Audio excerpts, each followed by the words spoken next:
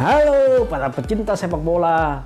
Kali ini kita akan membahas pertandingan antara Real Madrid melawan Inter Milan di ajang Liga Champions. Kita lihat ya.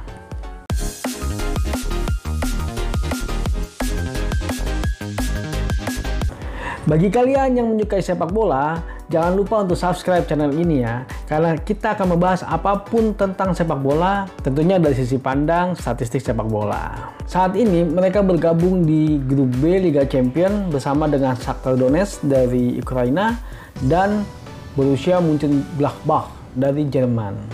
Apa menariknya dari pertandingan ini? Coba kita lihat klasemennya. Saat ini Inter Milan dan Real Madrid menduduki posisi 3 dan posisi 4 klasemen sementara. Bisa dibilang dua klub besar ini kok nggak bisa ya melawan Shakhtar Donetsk maupun Borussia Mönchengladbach. Ada apa ini dengan sebenarnya Real Madrid dengan Inter Milan? Kita nggak tahu ya. Ya inilah menariknya dari pertandingan ini. Karena saat ini dua klub ini membutuhkan kemenangan agar mereka bisa memastikan supaya langkah mereka ke babak selanjutnya tidak begitu berat seakan-akan memengkul untuk lolos ke babak selanjutnya.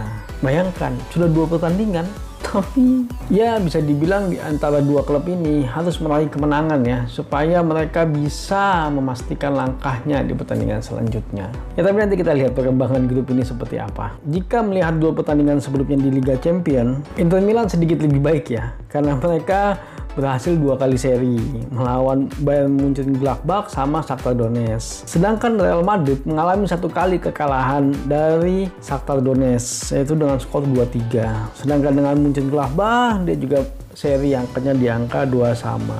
Ya cukup menarik ya. Shakhtar Donetsk klub dari Ukraina yang bisa dibilang klub kecil tapi bisa menang melawan Real Madrid di kandangnya Real Madrid dengan skor 2-3. Mungkin Shakhtar Donetsk ini akan menjadi salah satu kuda hitam ya di zona Liga Champions ini. Tapi kita lihat, karena kita tahu kalau klub kecil kadang-kadang mereka kurang stabil. Jadi kita lihat seperti apa. Mudah-mudahan sih ada kejutan di Liga Champions kali ini supaya lebih menarik ya. Kalau melihat 3 pertemuan terakhir dari klub ini, Real Madrid sedikit lebih unggul karena dia berhasil menang 2 kali. Sedangkan Inter Milan hanya berhasil menang 1 kali. Tapi pertemuannya sudah lama ya. Itu terjadi di tahun 2015. Ya 5 tahun bisa dibilang materi pemainnya sudah cukup berubah ya. Kita coba lihat statistik timnya ya. Real Madrid bisa dibilang sedikit unggul juga dibandingkan dengan Inter Milan. Cara statistik timnya per pertandingan, Real Madrid itu sudah mencetak 2 gol per pertandingan. Sedangkan Inter Milan hanya 1 gol. Dan Real Madrid pun melakukan 17 kali shooting. Sedangkan Inter Milan hanya 15 kali. Inter Milan sedikit unggul dalam hal duel udara, yaitu sebesar 54%, sedangkan Real Madrid hanya di angka 49%. Sedangkan secara possession, Real Madrid juga sedikit unggul, yaitu di angka 59%. Secara passing successful, Real Madrid unggul ya, di angka 90%. Cukup tinggi nih sebenarnya, 90% itu passing successful. Secara rating pun Real Madrid sedikit unggul di angka 6,8. Tapi gak beda jauh dengan Inter ya, karena Inter di sini poinnya 6,7. Ya 11-12 lah secara rating ya. Kita lihat situasional statistiknya ya. Secara situasional statistik, Real Madrid pun lebih unggul karena dia mempunyai angka 11% conversion rate-nya untuk menjadi gol, sedangkan Inter Milan hanya di angka 6%. Di mana gol itu untuk Real Madrid dihasilkan 4 kali dari open play, sedangkan Inter Milan 1 dari open play dan 1 lagi dari set pieces.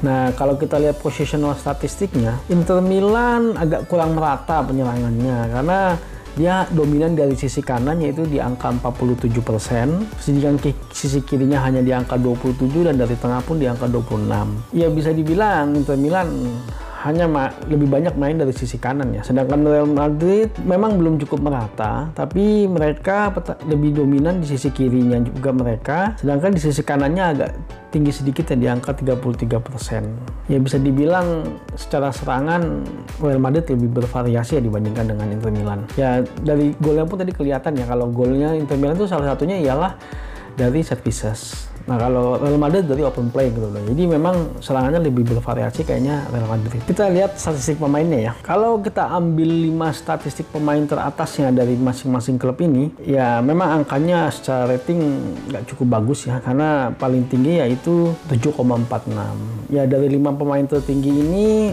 memang Inter Milan lebih dominan. Yaitu ada 3 pemain dari Inter Milan, sedangkan Real Madrid hanya 2 pemain. Oke, kita lihat peringkat atasnya yaitu di Inter Milan, yaitu Arturo Vidal.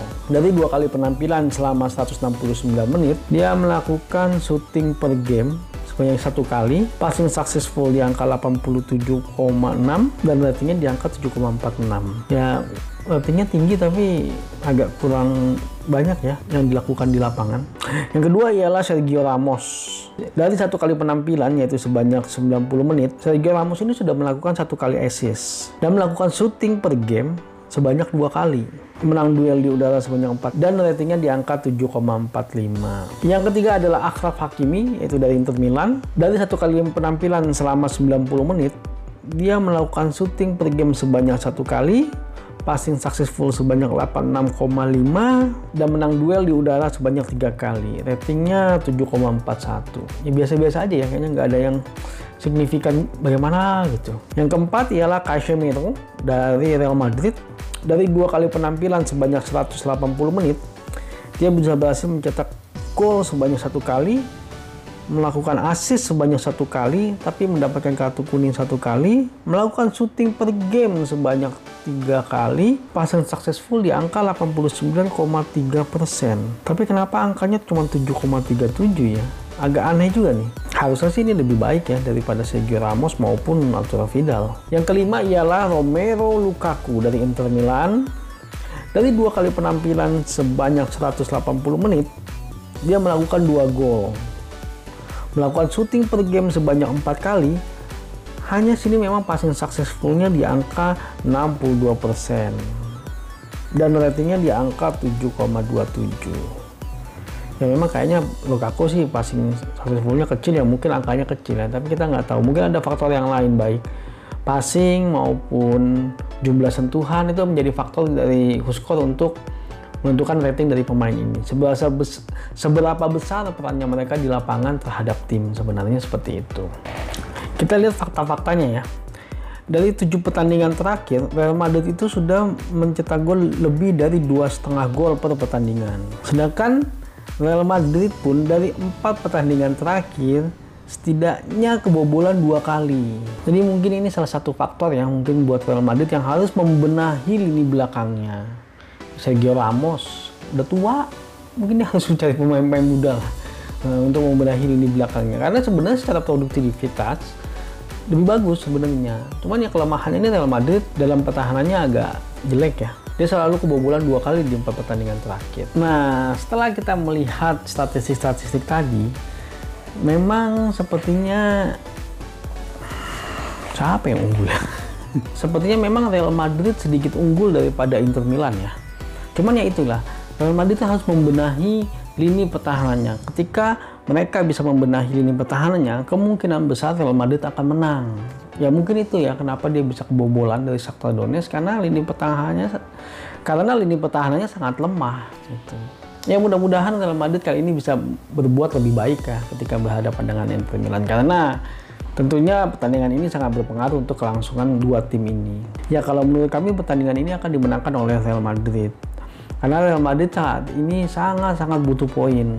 Kali ini Real Madrid sudah mengalami kekalahan sama 1 kali. Kalau sampai Real Madrid kalah lagi, peluangnya makin sangat-sangat kecil tertutup peluangnya untuk lolos ke babak selanjutnya.